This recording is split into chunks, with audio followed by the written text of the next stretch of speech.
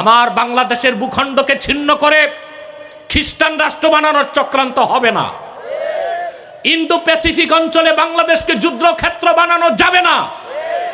মার্কিনীদের হস্তক্ষেপ সহ্য করা হবে না। ঈমান ইসলাম ও দেশের স্বার্থে প্রয়োজনে দেশবাসী আরেকটা বিপ্লবের ডাক দিতে বাধ্য হবে বাংলাদেশে। আল্লাহকে যে ভয় পায় সে চুরি করবে, ডাকাতি করবে, নামাজ ছাড়বে, জেনা করবে, ব্যভিচার করবে। আপনি কি গোপন করবেন?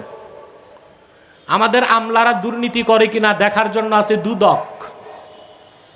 কি আছে? দুদক। পরে আমরা দেখছি ভূত তাড়াইতে সরিষা, সরিষার মধ্যে ভূত। দুদকের কর্ম করতে ঘুষ খেয়ে বসে আছে। তো দুর্নীতি দমন করতে দুদক, দুদক দমন করতে কি তাকওয়া কি লাগবে? সুবহানাল্লাহ। যতক্ষণ পর্যন্ত ব্যক্তি জীবনে আল্লাহর ভয় তাকওয়া জাগ্রত না হবে, শুধু আইন কানুন দিয়া, ডান্ডা দিয়া পিটায় মানুষকে দমন করা যায়, মানুষ বানানো যায় না।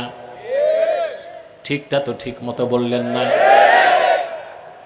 আইন কানুন দিয়া মানুষকে কি করা যায়? কন্ট্রোল করা যায়, চেক অ্যান্ড ব্যালেন্স। পরিবেশটা একটু ধরে রাখা যায়, কিন্তু মানুষকে মানুষ বানানো যায় না। যদি আইন দিয়া মানুষ বানানো হতো তো পশ্চিমা দেশের মানুষগুলো এত বড় অমানুষ হইতো না। ওগুলো মানুষের কাতারে আছে।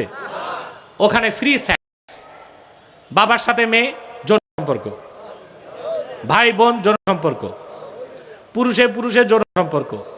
এগুলো কি মনুষ্যত্ব না পশুত্ব? অনেকে আমাদের দেশে এটা আমদানি করতে চায়। যারা বাংলাদেশে এলজিবিটি সমকামী আছে না, এরা এটা বিদেশ থেকে আমদানি করতে চায়। আমরা বলছি সাবধান। 16 মাসে ইউনূস সাহেব যে গোপন চুক্তি কি কি করছে খবর আছে। একটাও বাংলাদেশে বাস্তবায়ন হতে দেওয়া হবে না। আমার বাংলাদেশের ভূখণ্ডকে ছিন্ন করে খ্রিস্টান রাষ্ট্র বানানোর চক্রান্ত হবে না। ইন্দো প্যাসিফিক অঞ্চলে বাংলাদেশকে যুদ্ধক্ষেত্র বানানো যাবে না। মার্কিনীদের হস্তক্ষেপ সহ্য করা হবে না। ঈমান ইসলাম ও দেশের স্বার্থে প্রয়োজনে দেশবাসী আরেকটা বিপ্লবের